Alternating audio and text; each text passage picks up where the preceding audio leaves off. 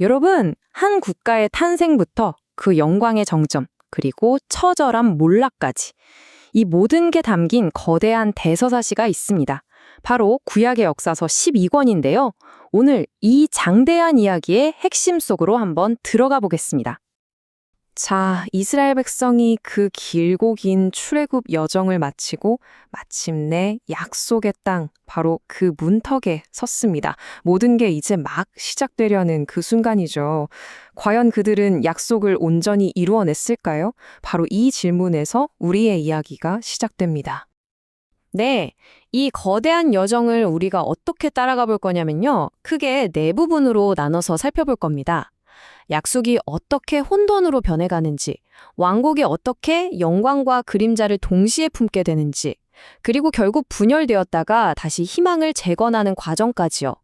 그리고 마지막엔 이 모든 이야기가 오늘 우리에게 뭘 말하고 있는지 함께 생각해 볼게요. 첫 번째 막은 바로 이스라엘이 그토록 바라던 약속의 땅으로 들어가는 장면으로 시작합니다. 정말 위대한 승리의 시대가 열리는가 싶었는데 놀랍게도 그 환희가 순식간에 깊은 혼돈의 시대로 빠져들게 됩니다. 이 두 시대의 차이 좀 보세요. 정말 극과 극이죠. 왼쪽 여호수아 시대는요, 강력한 리더십 아래 모두가 하나가 돼서 약속의 땅을 정복해 나가는 그야말로 승리의 시대입니다. 그런데 오른쪽 사사 시대를 보면 중심을 잡아줄 지도자를 잃어버리니까 그냥 각자 도생해요. 완전한 분열과 혼돈에 빠져버린 거죠. 그리고 이 혼돈은요, 그냥 무작위로 일어난 게 아니에요. 아주 비극적이고 반복적인 패턴을 따릅니다. 보세요.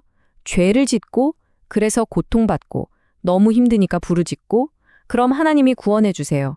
그런데 금세 그 은혜를 잊어버리고 또다시 죄를 짓는 거죠. 이 끔찍한 순환이 무려 7번이나 반복됩니다.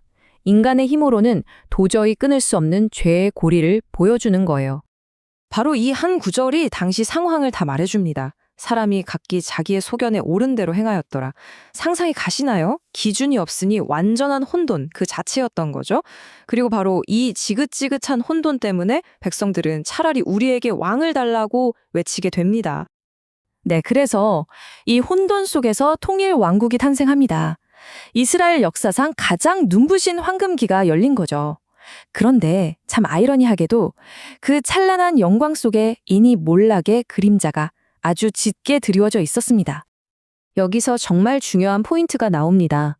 선지자 사무엘이 어린 목동 다윗을 왕으로 세울 때 하나님께서 리더의 기준을 완전히 다르게 제시하세요. 사람은 외모를 보지만 나는 중심을 본다. 이게 바로 하나님의 기준이었던 거죠.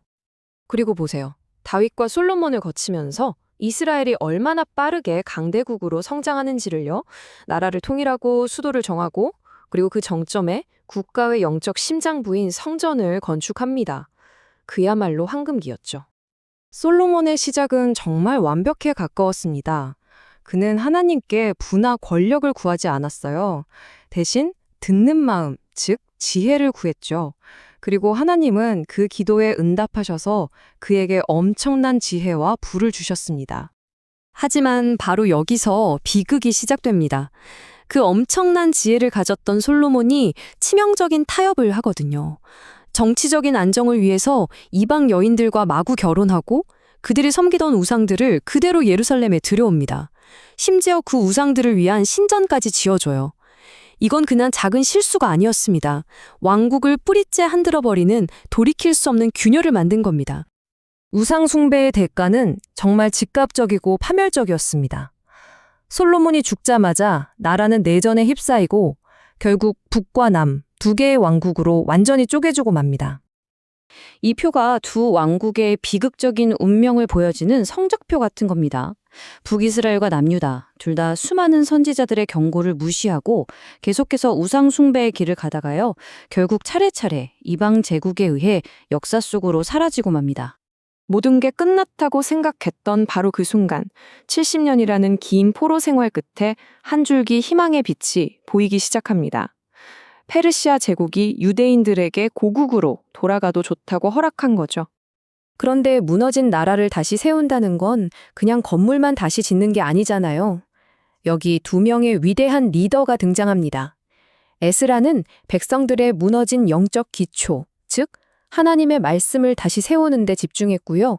느헤미야는 무너진 성벽을 다시 쌓아서 그들의 물리적인 안전과 국가 정체성을 회복시켰습니다. 영적인 재건과 물리적인 재건, 이 둘이 함께 간 거죠. 자, 지금까지 정말 엄청난 롤러코스터 같은 여정을 함께 했습니다. 영광의 순간도 있었고 완전한 절망의 순간도 있었죠. 그렇다면 이 기나긴 역사 이야기의 결론은 뭘까요? 우리가 여기서 뭘 배워야 할까요? 이 수세기에 걸친 역사는 결국 몇 가지 강력한 진리를 계속해서 우리에게 보여줍니다. 순종하면 복을 받고 불순종하면 반드시 그 대가를 치른다는 것. 인간은 끊임없이 실패하고 배신하지만 하나님은 언제나 신실하시다는 것. 그리고 무엇보다 중요한 건 아무리 모든 것이 무너져 내려도 언제나 회복과 새로운 시작의 희망은 있다는 사실입니다. 그래서 마지막 질문은 바로 이겁니다.